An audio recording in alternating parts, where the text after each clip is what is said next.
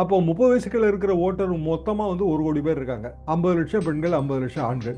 இந்த 50 லட்சம் பெண்கள்லையுமே வந்து விஜய்க்கான செல்வாக்கு அர்பன் ஏரியால அதிகமா தெரியுது. அதனாலதான் பெரம்பூர்ல விஜய் நிக்கிறாரு. லாஜிஸ்டிக் அட்வான்டேஜ் இருக்கு. சென்னைக்குள்ள வந்து டிராவல் பண்றது இதெல்லாம் தேர்தல் பிரச்சாரத்தின் போது அது கொஞ்சம் எளிதாக இருக்கும். ரெண்டாவது, ஏற்கனவே அங்க இருக்கிற அந்த அர்பன் பெண்கள் வாக்கு வங்கி விஜய்க்கு சாதகமா இருக்குங்கிற கணக்கு இருக்கும். இப்போ பெரம்பூர்ல ஜெயிக்க முடியுமா அப்படின்னா என்ன கேட்டா விஜயின் நிபந்தனைகளால் இது கைகூடவில்லை, அவ்வளவுதான் பாயிண்ட். அப்போ ஆதரவு வந்து அதெல்லாம் மனசுல வச்சுட்டு தான் அவர் நேற்று நாங்கள் 90 சீட்டுன்னு தரேன்னு சொன்னாங்க, துணை முதல்வர் பதவி தரேன்னு சொன்னாங்க, நாங்கள் அதுக்கெல்லாம் வந்து மசியலை.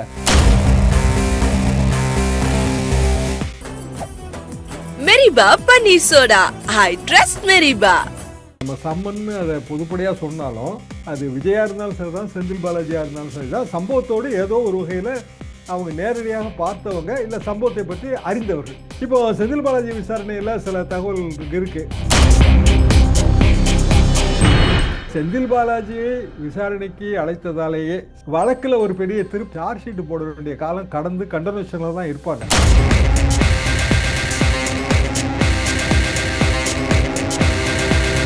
ரிஃப்ளெக்ட் வாய்ஸ் நேயர்களுக்கு வணக்கம். இன்றைய சிறப்பு நேர்காணலில் நாம் சந்திக்க இருக்கின்ற சிறப்பு விருந்தினர் மூத்த பத்திரிகையாளர் தலாசு ஷாம் அவர்களை வரவேற்று நிகழ்ச்சிக்கு செல்வோம்.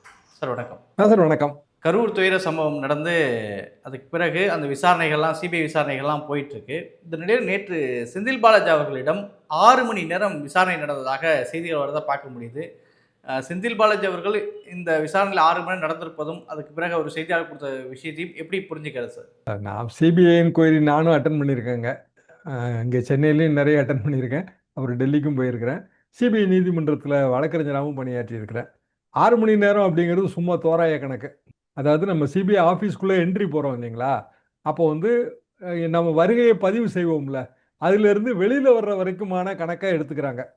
உதாரணமாக 10 மணிக்கு போகிறீங்க, 6 மணி நேரம்னா வெளியில் எப்போ வரீங்களோ அதுலேருந்து 10லேருந்து இது வரைக்கும் 6 மணி நேரம். ஆனால் ப்ராக்டிக்கலாக விசாரணை அவ்வளோ நேரம் நடக்காது. ஏன்னா நடுவில் ஒரு டீ பிரேக் வரும், ஒரு லஞ்ச் பிரேக் வரும், அதெல்லாம் கூட்டி கழித்து பார்த்தீங்கன்னா ஒரு 3.5 hours வரும், அதுக்கு மேலே வராது. சிபிஐ விசாரணையோட ஃபார்மேட் என்ன அப்படின்னா ப்ரிப்பேர்டு கொஸ்டின்ஸ் வந்து அவங்க பல விசாரணைகளின் போது கிடைத்த தகவல் அடிப்படையில் அதை செக் பண்ணுவாங்க, ஃபேக்ட் செக்கிங் மாதிரி. ப்ரிப்பேர்டு கொஸ்டின் வந்து 100 to 125 இருக்கலாம். அதை வந்து அவங்க யாரை விசாரிக்கிறாங்களோ அவங்ககிட்ட போஸ்ட் பண்ணுவாங்க. இதில் ஸ்டேட்டஸ் என்ன ஸ்டேட்டஸில் வந்து இந்த விசாரணை நடக்கிறது, இது ரொம்ப முக்கியம். அக்யூஸ்ட் ஸ்டேட்டஸில் இல்லை. என்னென்னா நோட்டீஸ் ஃபார் அப்பியரன்ஸ் தான் கொடுத்துருக்காங்க. நம்ம சம்மன்னு அதை பொதுப்படையாக சொன்னாலும் அது வந்து விட்னஸுங்கிற அந்தஸ்தில் ஏதோ ஒரு வகையில் சம்பவத்தை நேரடியாக பார்த்தோ இல்லை சம்பவத்தை பற்றிய பல உண்மைகள் தெரிந்திருக்குங்கிற அடிப்படையிலையோ ஒருவரை வந்து நம்ம ஒரு சாட்சியாக கூப்பிடுறோம், அவ்வளோதான். இதுதான் சிபிஐ விசாரணை. சாட்சியை வந்து ஜுடிஷியல் நாளைக்கு கோர்ட்டில் விசாரணை வரும்போது கூப்பிடுவாங்களா அதெல்லாம் கூட நமக்கு தெரியாது. சாட்சி பட்டியலில் நம்ம இருந்தால் தான் ஒரு 60 சாட்சி போட்டுருவாங்க. கடைசியில் தேவையில்லை 12 சாட்சியை போதும்னு கூட முடிவு பண்ணலாம். அது வந்து ஜட்ஜை பொறுத்த விஷயம். ஒரே சாட்சி ரிப்பீட்டடாக ஒரே மேட்டரை சொல்லி ஒன்றும் பிரயோஜனம் இல்லைங்களா. ட்ரையல் மேட்டர் வேறு, டோட்டலாக வேறு. அப்போ இந்த விசாரணைகள்லாம் வந்து என்ன முக்கியத்துவம் என்றால் அது விஜயா இருந்தாலும் சரிதான், செந்தில் பாலாஜியாக இருந்தாலும் சரிதான், சம்பவத்தோடு ஏதோ ஒரு வகையில் அவங்க நேரடியாக பார்த்தவங்க இல்லை சம்பவத்தை பற்றி அறிந்தவர்கள், இவ்வளோதான் அதில் பாயிண்ட்டு. இப்போ செந்தில் பாலாஜி விசாரணையில் சில தகவல் இருக்குது, அது வந்து கராபரேட் பண்ணணும், திருப்பி பொருத்தி பார்க்கணும். அப்போ இன்னும் சிலரை கூப்பிடலாம், இல்லை மீண்டும் ஒரு முறை விஜயவே கூப்பிடலாம், இல்லை மீண்டும் ஒரு முறை செந்தில் பாலாஜியை கூப்பிடலாம். அதுனா அது விசாரணை அமைப்போட சுதந்திரம் தான், சிபிஐ நினைத்தால் கூப்பிடலாம். ஆனால் டைம் ரொம்ப ஷார்ட் ஆகிடுச்சு. என்னென்னா அவங்கள பொறுத்த வரைக்கும் சார்ஜ் ஷீட் போட வேண்டிய காலம் கடந்து கண்டனேஷனில் தான் இருப்பாங்க. இது போக எல்லாத்தையும் வந்து supreme court retired judge Rastogi கொடுக்கணும், ரிட்டையர்டு நீதியரசர். ஏன்னா வழக்கமான விசாரணை அமைப்பின் விசாரணையாக இல்லாமல் இதில் ஒரு சுப்ரீம் கோர்ட் மானிட்டரிங் கமிட்டி வேறு வருது. இப்போ நாங்களாம் சிபிஐ விசாரணைக்கு போனோம்னா ஹைகோர்ட் ஆர்டர் போட்டுச்சு சிபிஐ என்கொயரி நடத்துங்கன்னு சொல்லி, அவ்வளோதான். ஹைகோர்ட்டோட மானிட்டரிங் கமிட்டி கிடையாது. எந்த ஹைகோர்ட் ஆர்டர் போடுதோ அந்த ஹைகோர்ட்டு கூட சிபிஐ விசாரணை அறிக்கையை சமர்ப்பிக்கணும்னு கிடையாது. சிபிஐ வந்து இங்கே சென்னை சிபிஐ நீதிமன்றத்தில் வழக்கு போடும்போது அறிக்கையை சமர்ப்பித்து சார்ஜ் ஷீட்டு குற்றப்பத்திரிகையை சமர்ப்பிச்சது, இவ்வளோதான். விட்னஸ் லிஸ்ட்டில் நான் இருந்தேன், ஆனால் விட்னஸ் லிஸ்ட்டில் கூடவே இல்லை. கடைசியில் என்னென்னா தேவையில்லைன்னு அவங்க முடிவு பண்ணிட்டாங்க. விட்னஸுக்கு தனியாக நம்ம சம்மன் அனுப்பணும், அப்போ தான் வந்து விட்னஸ் வருவார். அது கூட விட்னஸ் 2-3 தடவை வராமல் கூட அப்புறம் லேட்டாக கூட வரலாம். ம். இப்படியான சில நடைமுறை சிக்கல்கள் இதில் இருக்கு. இதை வந்து எல்லாருமே புரிஞ்சுக்கணுங்கிறதுக்காக தான் நான் இவ்வளவு தெளிவாக சொல்றேன். எனவே செந்தில் பாலாஜியை விசாரணைக்கு அழைத்ததாலேயே, சாட்சி விசாரணைக்கு அழைத்ததாலேயே வழக்குல ஒரு பெரிய திருப்பம் ஏற்பட்டுரும்னு நான் நினைக்கவே இல்லை. என்ன காரணம்னா, பேசிக் எஃப்ஐஆர் வந்து பழைய எஃப்ஐஆர் தான். கரூர் டவுன் போலீஸ் என்ன எஃப்ஐஆர் போட்டதோ, முதல் தகவல் அறிக்கை போட்டதோ அதே தான். அதை ரீரிஜிஸ்டர் பண்ணியிருக்காங்க. அப்புறம் அது திருச்சி கோர்ட் வரைக்கும் போயிருக்கு. இப்போ இனிமேல் அடுத்த கட்டம் என்பது அநேகமாக குற்றப்பத்திரிக்கை கிளியர் பண்ணி வாங்குறது தான். சுப்ரீம் கோர்ட் மானிட்டரிங் கமிட்டியில் கிளியர் பண்ணி வாங்கி கோர்ட்டுக்கு குற்றப்பத்திரிக்கை கொண்டு வந்துருவாங்க. இவ்வளவுதான் இதில் இனிமேல் நடப்பதற்கு வழி இருக்கிறது. சரி சார். இப்போ குறிப்பாக வந்து விஜய் வந்து என்டிஏ கூட்டணிக்கு வந்துருவார், என்டிஏவோடு பேச்சுவார்த்தை நடக்குது இப்படிங்கிற செய்திகள் நம்ம தொடர்ந்து ஒரு 3 நாட்களாகவே ரொம்ப தீவிரமாக இருந்ததெல்லாம் பார்த்தோம். இப்போ நேற்று ஆதவ் அர்ஜுனா குளத்தூர் தொகுதியில் பேசும்போது தனித்து தான் போட்டி அப்படின்றதையும் அறிவிச்சிருக்கிறாரு. இப்போ என்டிஏ இல்லாமல் அதாவது விஜய் இல்லாத என்டிஏ அப்படின்றது அது யாருக்கு சாதகமாக இருக்கும்? என்டிஏவுடைய நிலைமை என்னவாக இருக்கும் சார்? அதாவது சிபிஐ விசாரணை 3வது முறையாக விஜய் அழைத்த போது இந்த வதந்தி ரொம்ப கூடுச்சு. என்டிஏ கூட்டணி அழுத்தம். நான் அப்படி நினைக்கலங்க. அப்படியெல்லாம் வந்து அழுத்தம் கொடுத்து கூட்டணியெல்லாம் வைக்க முடியாது. அப்படி கூட்டணி வச்சா சரியா வராது. கூட்டணி எப்போதுமே வந்து பழைய நேச்சுரல் அலையன்ஸ்னு சொல்லுவோம் இல்லைங்களா, இயற்கை கூட்டணி. அதாவது ஆர்ப்பாட்டம், போராட்டம் எல்லாத்துலேயும் ஒன்றா பங்கெடுத்து பல வருடங்கள் அந்த தொடர்ந்து இந்த கட்சிகள் நல்ல நட்புறவோடு இருந்தால் தொண்டர்களுக்கிடையே ஒரு பெரிய நல்லுறவு இருக்கும். அதுதான் இயற்கை கூட்டணி. அநேகமாக அது இப்போ இல்லை. வானவில் கூட்டணி, ரெயின்போ அலையன்ஸ், ஒரு பொது எதிரியை வீழ்த்தணும், எல்லாருமா ஒன்றா சேர்றோம். நிறப்பிரிகை மாதிரி, மழை பெஞ்சோடனே வானவில் காணாமல் போகிற மாதிரி அது தேர்தல் முடிஞ்சோடனே கூட்டணியும் காணாமல் போயிடும். அண்ணா அமைச்சதே 67 அமைச்சதே வானவில் கூட்டணி தான். தேர்தல் முடிஞ்ச சில வாரங்கள்லேயே அந்த கூட்டணி வந்து பிசுபிசுத்துருச்சு. என்னன்னா, சபாநாயகர் பதவியை அது சுதந்திர கட்சிக்கு தரணும்னு ராஜாஜி கேட்டார், இல்லை பொது வேட்பாளர்னு சொன்னார். அண்ணா அதுக்கு ஒத்துக்கல. அதோடய அது முடிஞ்சு கடைசியில் அனிமோனிஸ் ஓவர்னு ராஜாஜி கூட்டணி திமுக கூட்டணியிலேருந்து வெளியில் வந்துட்டார். இதை நீங்கள் தொடர்ந்து பார்க்கலாம். 2011 தேமுதிக கூட்டணி, திமுக வீழ்த்த வேண்டும். அதிமுக தேமுதிகவுக்கு 41 சீட்டு கொடுத்துச்சு. விஜயகாந்த் எதிர்கட்சி தலைவராகவே ஆனார். தேர்தல் முடிந்து ஓரிரு வாரங்கள் தாங்க, அதுக்குள்ளேயே சட்டமன்றம், அதில் வந்து பல கருத்து வேறுபாடுகள். ஜெயலலிதா கடைசியில் நீங்கள் எங்களுக்கு பாலபாடம் நடத்த வேண்டாம், சங்கரங்கோவில் இடைத்தேர்தலில் நாங்கள் தனியாக போட்டி போடுகிறோம், நீங்கள் போட்டி போட்டு ஜெயிக்க முடியுமான்னு விஜயகாந்துக்கு சவால் விட்டாங்க. விஜயகாந்த் அப்போ சட்டமன்றத்தில் இருந்தார். அவர் உடனே எந்திரிச்சு, ஆளுங்கட்சி எப்படி இடைத்தேர்தலில் அணுகுதுன்னு எங்களுக்கு தெரியும், எப்படி இடைத்தேர்தலில் ஆளுங்கட்சி ஜெயிக்குதுன்னு தெரியும், அந்த இதெல்லாம் எங்ககிட்ட காட்டாதீங்கன்னு அவர் சூடாக பதில் கொடுக்க மாற்றி வந்து கூட்டணி முறிஞ்சு போச்சு. சில மாதங்கள் தான் அது நீடிச்சது. அப்போ இதுதான் இயல்பு. இந்த வானவில் கூட்டணி என்பது நிரந்தரம் கிடையாது. இன்னொரு 3வது வகையான கூட்டணி ஒன்று இருக்கு. அந்த கூட்டணி என்னன்னா, அவசரத்துக்கு ஏற்படுத்துறது, கதம்ப கூட்டணி, ரேக்டாக் அலையன்ஸ்னு சொல்லுவாங்க இங்கிலீஷ்ல. அதாவது ஒட்டு துணி சட்டை. இந்த ஒட்டு துணி சட்டையோட ப்ராப்ளம் என்னன்னா, கடைசி நேரத்தில் கூட்டணி அமைவாங்க, தொண்டர்களுக்கிடையே ஒருங்கிணைப்பு இருக்காது, தொகுதியில் ஒருத்தருக்கு ஒருத்தர் காம்படிஷனாக இருக்கிறவங்க கூட்டணியில் வேலை பார்க்கணுங்கிற கட்டாயத்துக்கு உள்ளாவாங்க. அது ஒர்க் அவுட்டே ஆகாதுங்க, தோல்வியில் தான் முடியும். அதிமுக கூட்டணி, அதிமுக காங்கிரஸ் கூட்டணி 96 ரேக்டாக் அலையன்ஸ் 2 மாதம் 1.5 மாதத்துக்கு முன்னாடி வந்து கதை கந்தலாயிருச்சு. பல உதாரணங்கள் நீங்கள் இதில் பார்க்கலாம். அப்புறம் பி டீம், நீங்கள் இப்போ சொல்கிற பி டீம், எங்கள் காலத்தில் பி டீம் வார்த்தை கிடையாது, அது வெயில் அலையன்ஸ் வாங்க இங்கிலீஷில். முக்காடு கூட்டணி, இன்னொரு கட்சியை எப்படியாவது தோக்கடிக்கணும்னு நம்மளே உள்ளுக்குள்ளேயே வந்து உள்குத்து பண்ணுறது. இதில் வந்து இவங்க முன்பே டிசைட் பண்ணியிருந்தாங்கன்னா என்டிஏ கூட்டணியில் தாவேகா போகிறது அப்படின்னு ஏழியராக டிசைட் பண்ணியிருக்கணும். டிசைட் பண்ணியிருந்தாங்கன்னா அது வானவில் கூட்டணியாக அமைந்திருக்கும். அப்படி டிசைட் பண்ண முடியலை. என்னன்னா, விஜய் வந்து தான் முதலமைச்சர் வேட்பாளர்னு சொல்லிட்டாரு. அப்படிங்கும்போது 4 வருடம் முதலமைச்சராக இருந்த எடப்பாடி பழனிசாமி எப்படி அதுக்கு வேலை பார்க்க முடியும்? அந்த இடத்துல காங்கிரஸும் சேர முடியாமல் போச்சு. ராகுல் காந்தி வந்து விஜயை முதலமைச்சராக்குவோம் அப்படின்னு பிரச்சாரம் பண்ணுவாங்களா? ராகுல் காந்தி, சோனியா காந்தி, பிரியங்கா காந்தி எல்லாம் வந்து. ஸோ அந்த நிபந்தனை நீங்கள் எப்போ வச்சிங்கனாலும் அது உடனே ஒர்க் அவுட் ஆகாது. ஏன்னா சீனியர் லீடர்ஸ் இருப்பாங்க. அண்ணாவே அந்த நிபந்தனை வச்சது கிடையாது. அவரே முதலமைச்சர் வேட்பாளர் கிடையாது 67. அப்போ தன் கட்சிக்கு ரொம்ப பலம் இருக்கு. கலைஞர் முதலமைச்சர் வேட்பாளர், ஸ்டாலின் முதலமைச்சர் வேட்பாளர், அது வேற கதை. அதிமுக பலமான கட்சி, எடப்பாடி பழனிசாமி முதலமைச்சர் வேட்பாளர், ஜெயலலிதா முதலமைச்சர் வேட்பாளர், அது வேற கதை. அப்போ விஜய் இன்னும் பலத்தை நிரூபிக்கலை, அவர் முதலமைச்சர் வேட்பாளர், அது அவங்க கட்சிக்காரங்க இஷ்டம், விருப்பம். அவங்க வேலை பார்த்து அந்த கனவை மெய்ப்பட வைக்க வேண்டியது அவங்க வேலை. அப்போ இந்த கூட்டணி வந்து ஒர்க் அவுட் ஆகலை. அப்புறம் பேசுனாங்க, நீங்கள் சொன்ன மாதிரி சில வாரங்கள் பேச்செல்லாம் நடந்துச்சு. அப்போ 90 தொகுதி எனக்கு முதலமைச்சர் பதவி, இல்லை 2.5 வருஷம் நீ முதலமைச்சர், 2.5 வருஷம் நான் முதலமைச்சர், இது எல்லாமே நிறைவேற்ற முடியாத நிபந்தனை. என்ன காரணம்னா, அப்படின்னா இது கூட்டணி ஆட்சின்னு ஆகி போயிடும். அதிமுக காரங்களே அதை விரும்ப மாட்டாங்க. எனவே இது கைகூடவில்லை. இதுதான் அதாவது விஜயின் நிபந்தனைகளால் இது கைகூடவில்லை. அவ்வளோதான் பாயிண்ட்டு. அப்போ ஆதவ் வந்து அதெல்லாம் மனசில் வச்சுட்டு தான் அவர் நேற்று நாங்கள் 90 சீட்டுன்னு தரேன்னு சொன்னாங்க, துணை முதல்வர் பதவி தரேன்னு சொன்னாங்க, நாங்கள் அதுக்கெல்லாம் வந்து மசியலை, என்றுமே வந்து விஜய் தான் எங்கள் முதலமைச்சர்னு அவர் வீராவசமாக பேசியிருக்காரு குளத்தூரில். இதை தாண்டி இதில் வேற மேட்டர் இல்லை.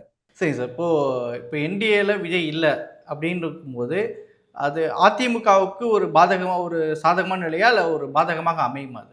இதில் விஜயோட ஓட்டு வங்கி என்னன்னு நம்ம பார்க்கணும். இந்த அனாலிசிஸ் போகிறதுக்கு முன்னாடி அவருக்கு நமக்கு ஓட்டு வங்கி கணக்கு நம்மகிட்ட இல்லை, ஏன்னா டேட்டா இல்லை. அப்போ இவங்களாம் விஜய்க்கு ஓட்டு போடுவாங்க அப்படின்னு ஒரு தோராயமான ஒரு உத்தேசம் இருக்கு. அந்த உத்தேசத்தில் 30 வயசு கீழே இருக்கவங்க, பெரும்பாலும் பெண்கள், மாற்றத்தை விரும்புபவர்கள், இப்படி தான் நம்ம கணக்கில் எடுக்க முடியுங்க. அப்போ 30 வயசுக்குள்ள இருக்கிற ஓட்டர் மொத்தமாக வந்து 1 கோடி பேர் இருக்காங்க. 50 லட்சம் பெண்கள், 50 லட்சம் ஆண்கள். இந்த 50 லட்சம் பெண்கள்லையுமே வந்து விஜய்க்கான செல்வாக்கு அர்பன் ஏரியாவில் அதிகமாக தெரியுது, ரூரலில் இல்லை. ப்ராக்டிக்கலாக ரூரலில் அமைப்பே இல்லைங்க. ரூரலில் நிறுத்துகிற தாவேக்கா வேட்பாளர்கள் 5000 10,000 ஓட்டு வாங்கினாலே அதிகங்கிற நிலைமையில் தான் இருக்கு. அர்பனில் கூட வரும். அதனால தான் அவங்களே பெரும்பாலும் அர்பனில் நிற்கிறாங்க. பெரம்பூரில் விஜய் நிற்கிறாரு, அப்புறம் வந்து டி நகரில் இவர் நிற்கிறாரு. நம்ம உத்தேச பட்டியல் பார்க்குறோம் இல்லைங்களா, பெரும்பாலும் அது அர்பனாக தான் இருக்கும். ஏன்னா அர்பனில் அதிகம்னா அவங்க ஒரு கணக்கு வச்சுருக்காங்க. அப்போ அர்பன் ரூரல்ங்கிற டிவிஷன் அதையும் நீங்கள் வாக்காளர்கள் அந்த இதே டேட்டாவில் போட்டு பார்க்கணும். அப்போ 50 லட்சம் பெண்கள்னா 25 லட்சம் பேர் அர்பனாகவும் 25 லட்சம் பேர் ரூரலாகவும் இருக்க வாய்ப்பு இருக்குது. 25 லட்சம் பெண்களில் 100% விஜய்க்கு போடுவாங்கன்னு நம்ம சொல்ல முடியாது. இப்போ ரஜினிகாந்த் இஷ்யூ வந்த உடனே அதை ஏன் பெருசாக்குறாங்க எல்லாரும், கொஞ்சம் ஓட்டு குறையட்டும் அப்படின்னா. அப்போ 25 லட்சத்தில் ஒரு 5 லட்சம் நீங்கள் கழிச்சிடலாம். 20 லேக்ஸ் ஸ்டார்டிங்கில் 20 லேக்ஸ் அர்பன் சைடில் இருக்கிற பெண்கள் ஓட்டு 30 வயசை ஒட்டி விஜய்க்கு இருக்கு. இப்படி தான் பேசிக் கால்குலேஷன் நம்ம போட முடியும். ப்ரூவ்டு டேட்டா இருந்துச்சுன்னா இந்த கால்குலேஷன் வேண்டியது இல்லைங்க. இது வரைக்கும் அவர் அன்ட்ரஸ்டட்ங்கிறதுனால இந்த கால்குலேஷன் தேவைப்படுது. அப்போ இந்த 20 லட்சம் ஓட்டுங்கிறது மொத்த ஓட்டில், அதாவது 5.5 கோடி ஓட்டில் எத்தனை சதவீதம்னு பார்த்தீங்கன்னா ரொம்ப கம்மியாக தான் இருக்கும்.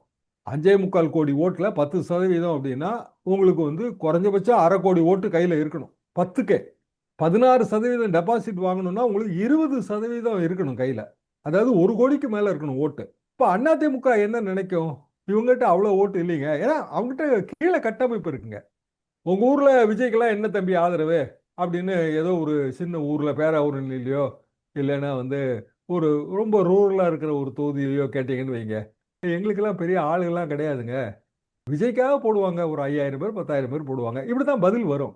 என்னன்னா கீழே வந்து பூத் லெவலில் வந்து ஓட்டை போட வைக்கிறதுக்கு ஆள் வேணும். கிராமங்களில் ரொம்ப அதிக தேவை. அப்போ என்டிஏவோ அல்லது என்டிஏ தலைமை தாங்குகிற எடப்பாடி பழனிசாமியோ என்ன நினைப்பாரு, இவருக்கு அர்பனில் இவ்வளோ ஓட்டு இருக்கு, அந்த அர்பன் தொகுதியிலே தான் அவங்களும் நிறைய கேட்பாங்க, அப்படின்னா நமக்கு ஜெயிக்கிறதுக்கு எவ்வளோ வாய்ப்பு இருக்கு, பெரிய வாய்ப்பு ஒன்றும் இல்லை. ஸோ விஜய் தனியாக நின்னாலும் நமக்கு எல்லாம் நஷ்டம் இல்லை. அப்புறம் விஜய் யாரோட ஓட்டை பிரிக்க போறாரு, இதே பெண்கள் ஓட்டு தானே, அது திமுகவுக்கும் சேர்ந்தது தானே. அதிமுக ஓட்டு கொஞ்சம் குறையுங்க, திமுகவுக்கும் சேர்ந்தது தானே. அப்போ எதிர்வாதம் என்ன வைப்பாங்கன்னா, இல்லைங்க எல்லாமே திமுக எதிர்ப்பு ஓட்டெல்லாம் பிளவுபடும். அப்போ எடப்பாடி பழனிசாமி திமுக எதிர்ப்பு ஓட்டு அது நம்மளும் வாங்குறோம் அவங்களும் வாங்குறாங்க, ஆனால் பிஜேபி எதிர்ப்பு ஓட்டு அப்படியெல்லாம் அவர் கால்குலேட் பண்ணுவார். அப்போ என்டிஏ கூட்டணியை விட்டு தாவேக்கா இல்லைன்னு ஆனதுனால என்டிஏ கூட்டணிக்கு பெரிய லாஸ் இல்லை அப்படின்னு அவங்க நினைக்கிறாங்க. சரி சார். இப்போ விஜய் வந்து இப்போ பெரம்பூர்ல போட்டியிடுவதாக ஒரு உத்தேச பட்டியல்கள் வெளிவரதா பார்க்க முடியுது. பெரம்பூரை விஜய் தேர்ந்தெடுப்பதனுடைய அரசியல் காரணத்தை என்ன புரிஞ்சுக்கலாம் சார்? அது எப்படி சாதகமா இதுதாங்க அர்பன் சைடு. சரி, பெரம்பூர்னு இல்லைங்க, விஜய் பெரம்பூர்னு இல்லை. விஜய் கட்சியில் யாரெல்லாம் பிரபலமோ அவங்க எல்லாருமே சென்னைக்குள்ள தான் நிற்க பார்க்குறாங்க இல்லையா. உத்தேச பட்டியலின்படி பார்த்தா பிரபலமாக இருக்கிற எல்லாருமே சென்னைக்குள்ளே நிற்க பார்க்குறாங்க. ஒன்று லாஜிஸ்டிக் அட்வான்டேஜ் இருக்குது, சென்னைக்குள்ளே வந்து ட்ராவல் பண்ணுறது, இதெல்லாம் தேர்தல் பிரச்சாரத்தின் போது அது கொஞ்சம் எளிதாக இருக்கும். ரெண்டாவது, ஏற்கனவே அங்கே இருக்கிற அந்த அர்பன் பெண்கள் வாக்கு வங்கி விஜய்க்கு சாதகமாக இருக்குங்கிற கணக்கு இருக்கும். இப்போ பெரம்பூரில் ஜெயிக்க முடியுமா அப்படின்னா என்ன கேட்டால் ரொம்ப டஃப்னு தான் நான் நினைக்கிறேன் விஜயை பொறுத்த வரைக்கும். காரணம், பெரம்பூரில் திமுக ஓட்டு அதிமுக ஓட்டு இந்த 2 ஓட்டும் சேர்த்தா பழைய புள்ளி விவரங்கள் நம்ம கையில் இருக்குது. அந்த 2 புள்ளி விவரத்தையும் நீங்கள் சேர்த்து பார்த்தீங்கன்னாலே அது கிட்டத்தட்ட வந்து 1.5 லட்சம் ஓட்டு வருதுங்க. மொத்தம் 2.5 லட்சம் ஓட்டு இருக்குங்க. ஒரு 1.80 வரைக்கும் போல் ஆகும். அப்போ இந்த போலிங்லேயே வந்து ஒரு 1.25 1.30 வரைக்கும் இந்த 2 கட்சியும் சேர்ந்தே இருக்கு. திமுக சேகர், அவர் புரூடு எம்எல்ஏ, லோக்கல் எம்எல்ஏ, லோக்கலாகவே இருக்கார் அவர். சரி, அங்கேயே தங்கியிருக்காரு. உங்களுக்கு ஒரு பிரச்சனை அப்படின்னா அவர்கிட்ட போய் பார்க்கலாம். விஜய் நீங்கள் எங்கே போய் பார்ப்பீங்க? அவர் பங்களாக்கா போக முடியும்? ஸோ எம்எல்ஏ லோக்கலாக இருக்கணும்னு பெரம்பூர்காரங்க இல்லை எந்த தொகுதிக்காரங்களும் அப்படி தான் எதிர்பார்ப்பாங்க. ஏற்கனவே அவருக்கு ஓட்டு போட்டு அவங்க பழகியிருக்காங்க.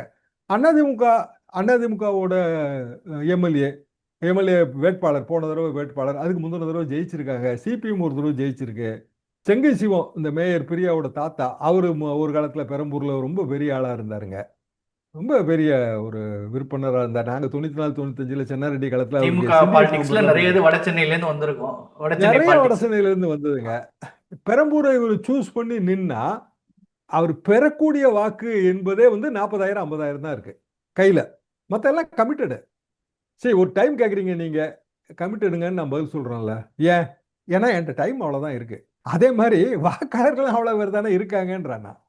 அவெல்லாம் கமிட்டடாலாம் இருப்பான். நான் கமிட்டட் அவன் வந்து ஒரு 20% இருப்பான். அந்த 20% நம்ம எய்ம் பண்ணலாம், தப்பு இல்லை.